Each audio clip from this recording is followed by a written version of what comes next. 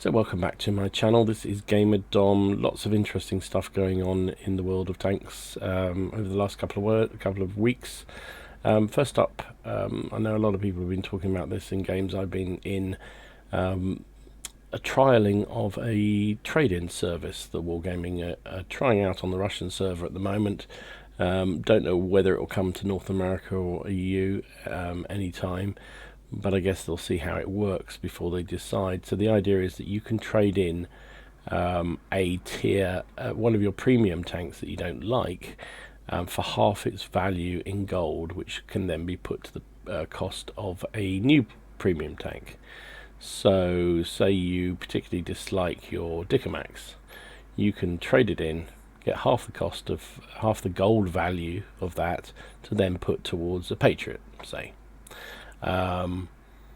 Interesting idea. It's a good idea. Although I can see a huge issue with people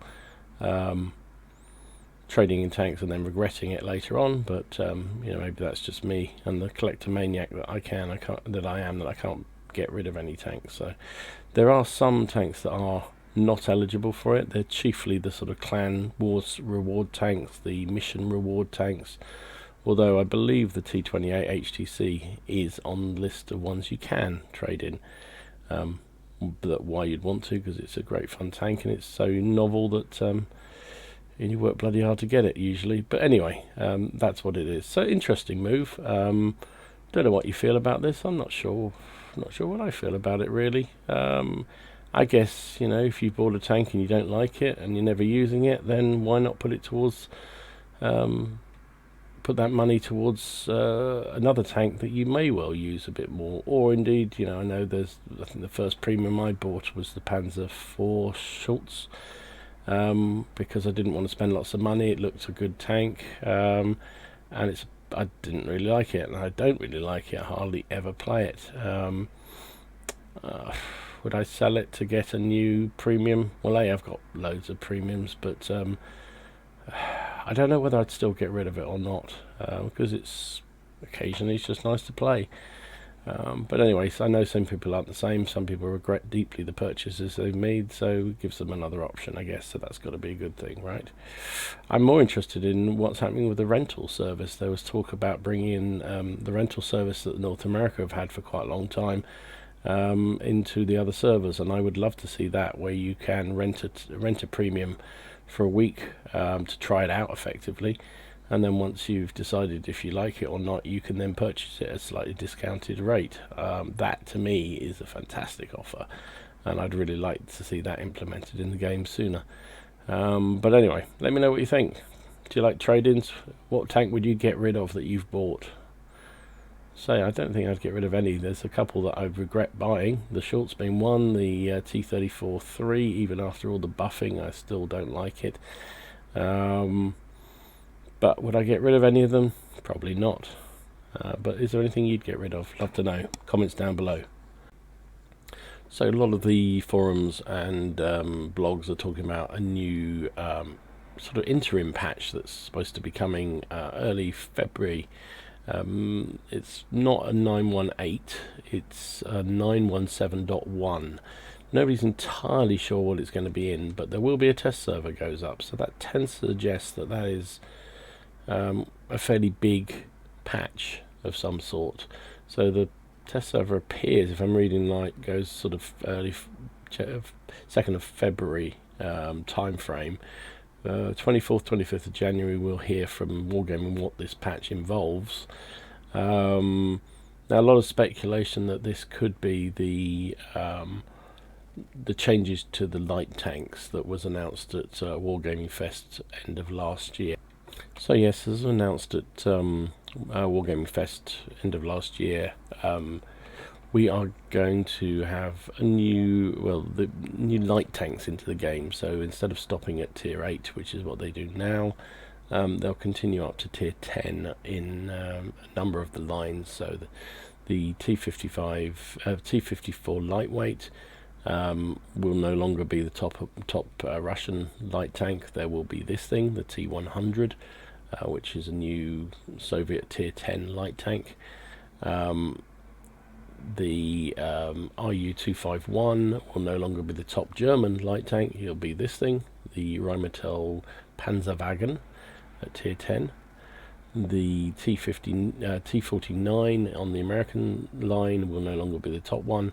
It will be this Sheridan. And the MX 1390 will become the MX 105. And the WZ132, the Chinese tier 8 light tank, will now go up to this thing, this bad boy, the WZ132-1 at tier 10. So some interesting moves. Now what they largely seem to be doing, and a lot of detail still to come on this, but effectively what they seem to be doing is the tier 8s will be moved up to tier 9 now. And generally, there's one exception particularly, but generally they will effectively get more hit points and slight improvements to their gun handling, but basically they're the same tier 8 tank now at tier 9, and they won't get scout matchmaking anymore. So there's not really a change, although it feels like it's a bad thing because they're moving up a tier. A tier 8 light tank is treated as a tier 9 anyway, so the fact it now becomes a tier 9 and is treated as a tier 9 doesn't really make much difference. So the AMX 1390 now gets 1,100 hit points. The RU-251 gets more hit points. The T54 loses some armor, which is a bit of a bummer if you like that tank, but gets extra hit points. The big one that's going to get people very excited is the T49. It gets better hit points again as some of the others do, but it loses the derp gun. So it no longer has the 152. You have to wait to tier 10 to be able to get that thing, which will upset a lot of people who love driving the T49, but afraid you're going to have to suck it up. And the only one that actually changes its name in any way is the WZ132, gets an A on the end just to denote that it's the tier 9. Now, obviously what that means in terms of, if you own these tanks already in your garage, does that mean they automatically get bumped up to 9 and you get a free tier 8, whatever it is that's going to replace them? Nobody's really sure yet until Wargaming makes that announcement, but yeah, it's definitely coming, and there's a lot of stuff out there, a lot of screen grabs and shots of this thing, and it's apparently going through super tests, so they're definitely on their way, and these look great tanks. I mean, these look great fun. If you like your lightly armed, fast moving vehicles, then yeah, these are fun. And I particularly like the look of this Chinese thing. Look at that. Ooh, gets me all excited. It's particularly nice having this shopping basket all the way around its outside just to put your sandwiches in when you're out and about. Quality stuff. Brilliant. Now, I don't know, one of the things that has got me thinking about with the scout changes is how this is going to work.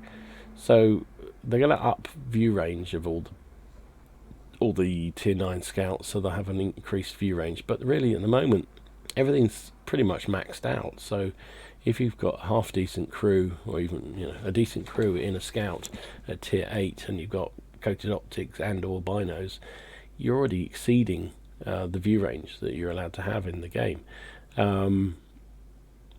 So how does this work with new tiers? I don't know. I'm mixed feelings. I quite liked having just tier 8 as a maximum, but then again, I really like these fast moving lightly armed tanks, but are they lights anymore, or are they mediums? I don't know.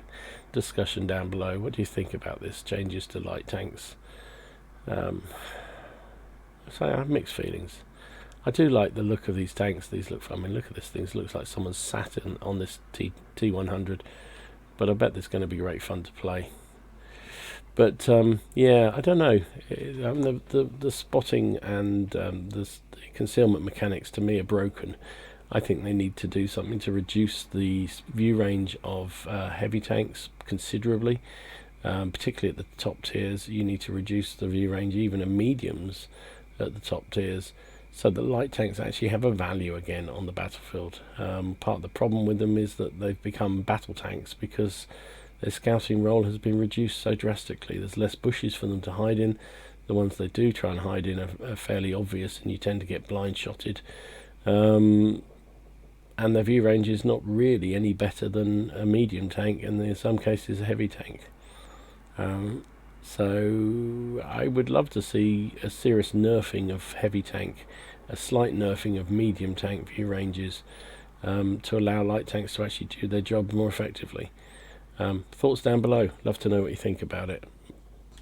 So one of the maps that people complain about a lot in World of Tanks is the Normandy map, Overlord. I quite like it, but people do play it bloody stupidly at times, and looks like the super testers are trying out a few changes to it. Nothing decided, obviously this is still in the planning phase and discussion phase, but and there's several different stories doing the rounds about different possible changes. So one is the beach area here, this yellow bit. They're proposing to rise it up a bit so that it won't basically once you go down, at the moment what happens is people go down the beach, they're out of the game for a long time until they can manage to fight their way up through one of the few points that allow you back access to it. So they're proposing that there won't be such a big difference in height, therefore that will increase the speed between the two, which I think is a good thing. But if it's lower, you get less chance of those crazy videos of people diving off cliffs. So yeah, whatever. This big central hill here, which has a windmill on it, I think they're talking about removing that, which I'm neither excited or not by that move. The village and other structures that are around this area here, talking about reworking those to allow a bit more sort of opportunity for lights and medium to do some brawling. The hills on the edge of this sort of enclosed field being removed or at least altered in some way. I'm not sure what the point is there, because these are actually quite good positions for TDs and lights to get to, or good gun depression tanks to get to, that can then influence that way. Maybe that's why they don't want them to be as dominant as they were. And the hills here will all be removed or altered in some way. I don't know, maybe it's just to stop it being quite, it does get very static around here. You get everyone rushing up and they get to this sort of place here or this place here or here or here, everything sort of grinds to a halt until someone's got the gumption to have a go for it, and so maybe that's what they're trying to stop. Positions 5 here, here and here will allow players to watch this section of the map. So are they actually putting in TD type positions? Don't know. That's one proposal. So after that sort of update, there was more looks at possible changes to the map. So this was another suggestion that there'll be a new pathway leading up through the middle of the map. So at the moment you've only got routes up here, here, here and here. So this whole middle section, there's nothing. Now they're talking about putting a new one in through there, which I think is probably a good idea. And lots of flattening out of this middle area, and you removing some of the vegetation, basically making it a little bit more movement friendly, so less camping. As I said, I think it tends to happen at the moment. You get a lot of tanks come up to here, all the way around here, all the way around here, and the corresponding positions here, and they just sort of sit it out until someone's got the gumption to try and move around. I'm generally the one that goes first, gets hit quite hard unless they've got a lot of support. So they're flattening all this out, removing a lot of the hills, a lot of the sort of barriers to movement, bringing the beach up higher and giving it more access points, so the beach therefore becomes much less disconnected from the rest of the battlefield, which has got to be a good thing. I hope it doesn't remove some of the uniqueness of this map, because it's actually a really pretty map. But I think it's good that they're doing something to increase mobility and actual activity and stop people camping and hiding. Got to be a good thing, right? So how's a Russian? This is a quick run through of some of the changes that they're looking like on Overlord itself. So you can see here, you can see those cliffs are considerably more, much lower than they were. That rock's new in front of us. Don't remember that being there before. This is all very new here. So this is this new central area where you're going to be able to brawl a bit more. Pillboxes here that weren't here before, much flatter, much lower, lots of areas to get up here and cause mayhem as a light or a medium and fight your way back into the middle of the game again. So this is replacing that old pillbox. It looks like you still can climb up there. That's where the windmill used to be, wasn't it? Ключевые моменты на карте то, что была уменьшена разница высот. Заезжать со стороны пляжа на остальную часть карты стало гораздо удобнее. So definitely much better sight lines down here, much easier to influence the game. This whole central area is completely new. Чтобы техника, играющая от дистанции, снова здесь могла заиграть. Shame you're not going to have these big cliff diving games like you used to, but to get things moving, I think it's got to be better, right? На него можно заехать гораздо быстрее, с него можно выбраться. Множество маленьких изменений позволяет здесь более безопасно играть, там больше сейвится от артиллерии. Скажем, играбельность теперь у него совершенно другая. И самая ключевая вещь, то что здесь был добавлен выезд посередине. So this is how it currently is, isn't it? Looks like they removed a lot of the tank traps and stuff like that. And now it's much flatter, much more open, much more mobility friendly. I think this looks really good. I think this looks a really good change if this is what they bring in. Obviously this is super test, so we don't know whether any of this will really happen. But they've obviously put some time in around this. And hopefully all those god-awful lemming teams that all come down to the beach won't be quite so isolated as they currently are. Drives me insane. Why does everyone go to the bloody beach on Overlord? Anyway, enough of this. I think you get a sense of what they're looking at. But maybe let's see if they show any more views. So where are we now? This is the middle area again. I want to see whether there's anything from the right hand side. This is what you can currently see. Anyway, I'll put a link in the video.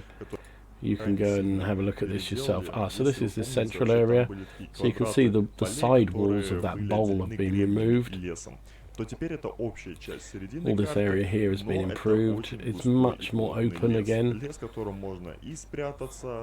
Hopefully more conducive to mobility rather than just camping on each side of the embankments. Также через поле имеется такая плотная густая гряда кустов, опять же, которая позволит вам взять и it looks like a completely new map, right? Либо же стать пассивный свет и высвечивать большую часть карты. Because here was a big bank. Линии 890 тоже кардинально абсолютно изменились. This is the other side, the right flank, so the 9-0 line. That factory wasn't there. Mind you, can't play in the factory, it's a shame you can't actually. We're approaching the normal sort of campy area. В общем, очень сильно напоминает карту Париж. Ее также делят на нулевой линии именно по структуре хребтов и по системе кустов, потому что все очень зеркально, все очень друг на друга похоже. Yeah, this is much more mobility friendly. Самое главное отличие от этого прототипа Overlord'а от It's a real shame that factory to the right isn't part of the game, because that looked really fun if you had that to fight over. So that big blockhouse in front is still there.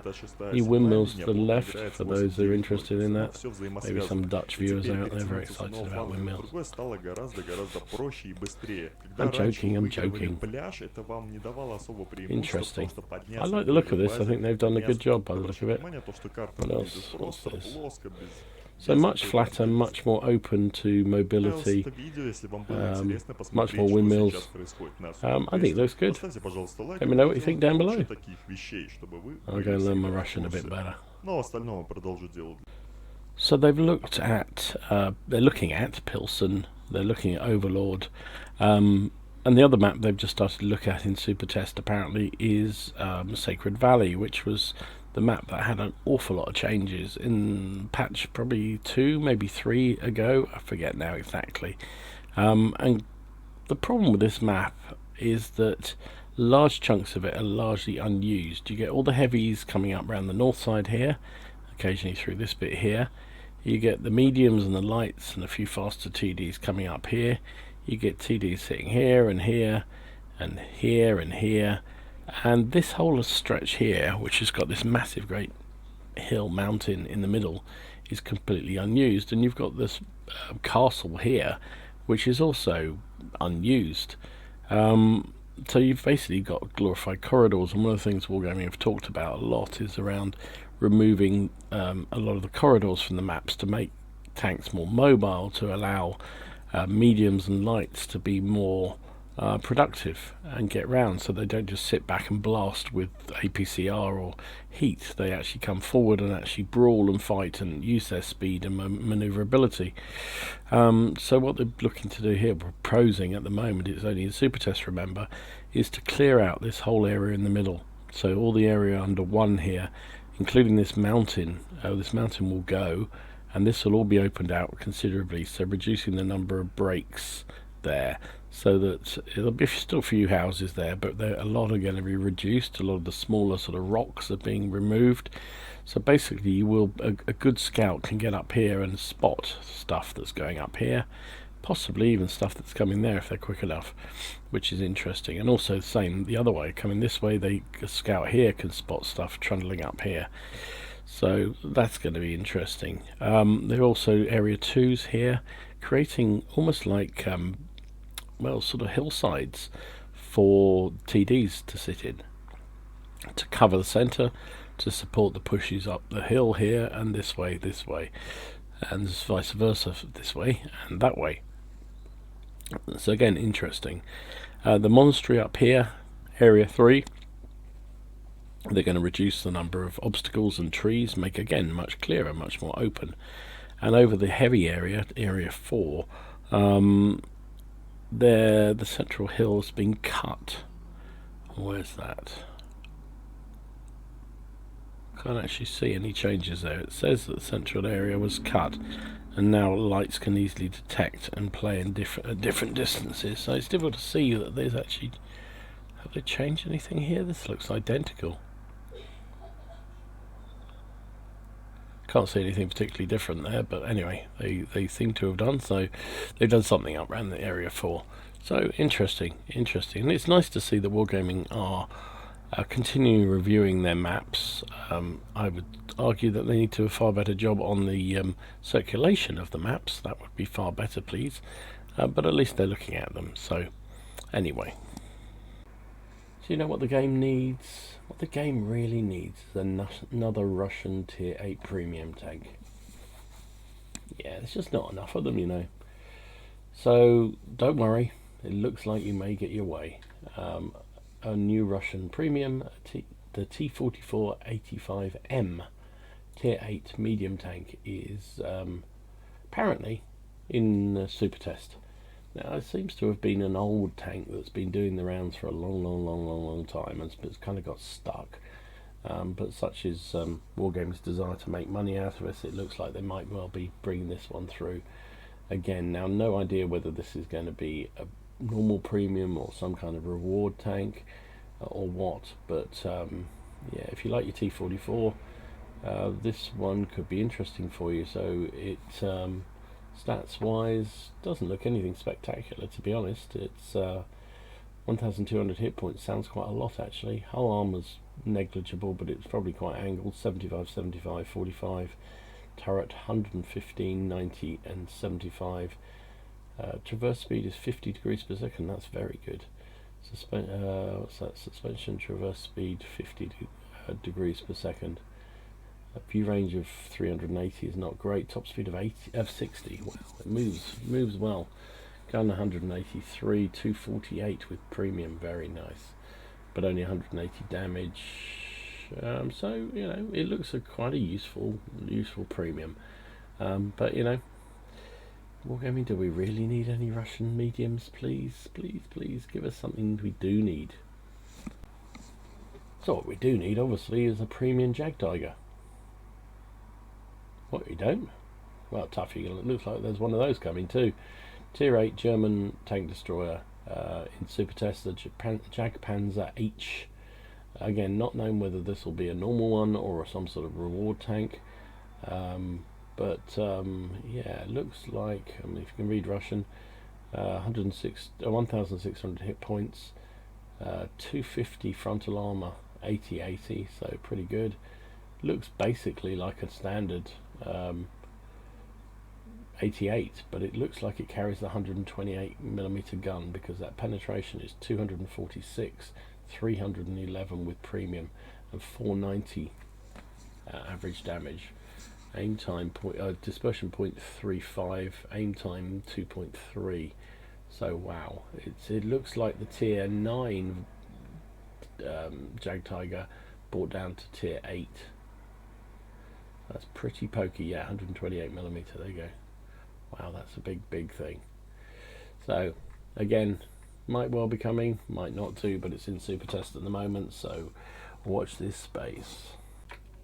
So if some of us were a bit fed up that there was no special this week at all for Wargaming, so the festive Christmas tree finished, we lost all those wonderful boxes that we're getting left, right and centre. I don't know about you, but I finished up with hundreds of crew trainers and God knows what else, which is great, and they last forever, so that's fine. But surprisingly, Wargaming brought in a little sort of mini mission for your Swedish tanks, which you've got between January the 16th and February the 20th. Basically, it's as simple as if you play a game in a Swedish tank, you will get something. And doesn't matter, win, lose, log in, log out, doesn't matter. As long as you start the battle and you get an end result, you will get some kind of bonus for it. So, and some of them are pretty good. You come down to, you get some, even if you played with the basic, the tier 2 tanks, you get crew experience bonus, you get, what's that one? That's free experience bonus. That's extra credits, I think. Automatic fire extinguisher. Can't read what that is. Camo net. On a camo net, you get those if you play the Leo or the IKV-90B. You get vents if you play the UDES 3. Gun lane drive on the Emil 1. You get so gun rammers, binoculars, all sorts of good stuff. Just have to play the tank once. You only get it once, and you can have it. You can use it. So say you've got every one of these tanks, you just play them all once, and you get all these gifts for free. So yeah, I guess that's good. Interesting, they are pushing the Swedish branches so hard, because with the Christmas tree you had the discount on the price of the TDs. You got the women crews to encourage you to play the Swedish tanks. And now you get all these freebies, so I don't mind. I'm working my way up both lines, so I shall take everything they give me. Thank you very much, Wargaming. And it seems like Wargaming's cleaning of house doesn't just affect players who are cheating, but also some of their own employees. So all the forums and blogs are reporting that a Russian Wargaming employee has been banned from the game because he was trying to rig team games. I'm not saying anything more really, but it's good that they're not stopping at just looking at players. They're looking at their own internal people, but good that they're actually getting some of this shit sorted out. Anyway, thanks for watching. I hope you found this interesting and useful. If you did, give it a like. Even if you didn't, give it a like, because I'm like that. If you haven't already done so, subscribe to the channel because it's free, and again, I like that. Thanks for watching. Enjoy your games, have fun. Try not to take it too seriously, and enjoy your games. And I'll see you again soon. This is Gamer Dom, out.